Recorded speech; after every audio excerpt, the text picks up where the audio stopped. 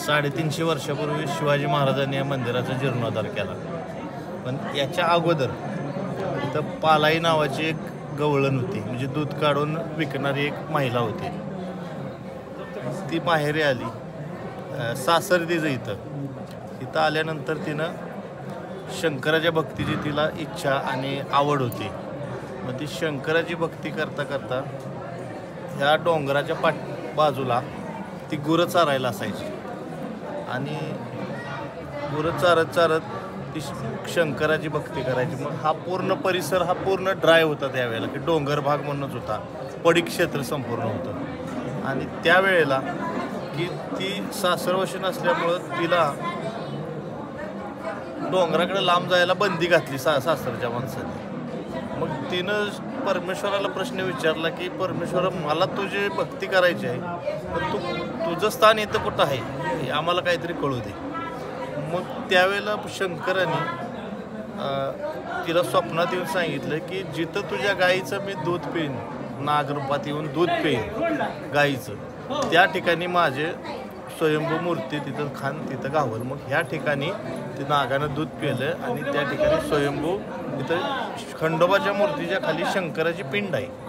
आत्ता सुद्धा आपल्याला बघायला मिळेल. आपण जाऊ ना डायरेक्ट तिकडून, तसं काही नाही, आपण तिकडून डायरेक्ट जाऊ शकतो. मग ती पिंड सापडल्यानंतर त्याने काय केलं की त्या शंकराची तिनं छोटंसं मंदिर शंकराची पूजा करायला चालू केली. ती करता करता खंडोबानं भैरवानं शंकरानं भैरवाचा अवतार घेतला आणि भैरवाने खंडोबाचा अवतार घेतला.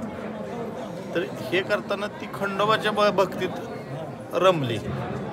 खंडोबाने इथं जन्म घेतला का, तर ही खंडोबाचं ॲक्च्युली लग्न लागायचं ठिकाण आहे. इथं खंडोबाचं मूळ वास्तव्य जेजुरी, पण लग्न लागायचं ठिकाण ही पाली आहे. मंगसुळी म्हणून खाली गाव आहे, तिथं हळदी होतात. जानेवारीच्या पौर्णिमेला इथं लग्न लागतात. त्याच्या पाठीमागच्या पौर्णिमेला डिसेंबरच्या मंगसुळी म्हणून मान तालुक्यात आहे, खटावच्या जवळ मान तालुक्यात, सातारा जिल्ह्यातच आहे. तिथं हळदी लागतात आणि जेजुरीला वरात निघते पुढच्या पौर्णिमेला. असं 3 पौर्णिमेला 3 देवाची विधी असतात. तर पूर्वीची आख्यायिका अशी की ती जी पालाई नावाची गवळण होती, त्या गवळणीनं काय केलं की ती थकल्यानंतर खंडोबा त्यावेळेला लग्न ठरलं. ती खंडोबाला तिनं निरोप दिला की मी तुझे एवढे असीम भक्त आहे, पण तुझ्या लग्नाला काय मी जेजुरीला येऊ शकत नाही. ॲक्च्युली म्हाळसा नेवासीची, खंडोबा जेजुरीचा. मग तिने काय केलं, खंडोबानंच म्हणलं की तुला इकडे यायला जमत नाही तर मीच इकडे येतो. म्हणून खंडोबा आणि म्हाळसाचं लग्न इथं लागलं जातं. या ठिकाणं ह्याचे मानकरी देवराज पाटील म्हणून आहेत, खंडोबा देवाचे प्रमुख मानकरी ट्रस्टी आहेत आणि पूर्वंपार विधिलिखित ताम्रपटा लिखित त्यांचा मान आहे. आजोबा पंतोबापासून की जसा उदयन महाराजांना गादीचा मान आहे, तसा ह्या देवस्थानच्या देवाची लग्न लावायचा मान पूर्वंपार शिवाजी महाराजांच्या काळापासून आहे. त्याची पण एक वेगळी आख्यायिका आहे, मान कसा दिला गेला. तर इथं त्यांना हत्तीवरून पहिली मिरवणूक निघायची यात्रेच्या दिवशी. लग्न यात्रा म्हणजे काय, तर खंडोबा आणि म्हाळसाचं लग्न. मग त्यांचा वाडा ह्या नदीच्या पलीकडच्या बाजूला वाडा आहे. मग त्या वाड्यातून हत्तीवरून त्यांना आणलं जायचं. इथून देवाचे विधी पूजा अर्चा करून त्यांच्या पोटाला देव बांधले जायचे. हत्तीवर त्यांना बसवलं जायचं आणि पलीकडच्या बाजूला एक मंडप आहे मोठा. ह्या नदीच्या पलीकडे वाळवंट आहे, त्याला बाहुलं म्हणायचं. त्या मंडपामध्ये तिथं देवाच्या मंगलाष्टका गोरज मुहूर्तावर लग्न दरवर्षी जानेवारी महिन्यात लग्न होतं. तर तिथं ती लग्न लागली जातात. रात्रभर देव बाहुल्यावर होतं आणि मग सकाळचा देव पहाटे देव इकडं आणलं जातं. असा हा यात्रेच्या दिवशीचा विधी असतो. आणि हा पूर्ण मान हा त्यांना पूर्वंपार शिवाजी महाराजांच्या काळापासून आहे. मग त्या काळात इथं ह्या पाली गावामध्ये गोरे पाटील, काळभोर पाटील, खराडे पाटील आणि नुसते पाटील असे 4 प्रकारचे पाटील होते.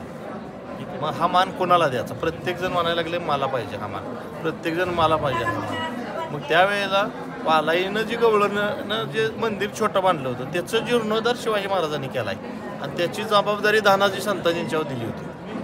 शिवाजी महाराज तिथं येऊन गेलेत, जीर्णोद्धाराची कामं बघून गेलेत. त्यात धनाजी संताजींना मार्गदर्शन करून त्यांच्या ह्याच्यातून हा देव मंदिर संपूर्ण बांधलं गेलेलं आहे. पूर्वंपार 350 ते 400 वर्ष या गोष्टीला झाली. मग त्यावेळेला परत हा वाद उत्पन्न झाला. मग आता मान कोणाला द्यायचा? मग जो खरंच खंडोबाच्या जवळच आहे, खंडोबाला परमेश्वराला आतून जवळच आहे, त्याला मान द्यायचा. हे शिवाजी महाराजांचं, म्हणजे शिवाजी महाराज पण कुंडलिनी जागृत होते आणि ते सत्यावर सगळं आदरते. मग शिवाजी महाराजांनी कोण आहे खरा मान कोणाला द्यायचा हा प्रश्न पडला.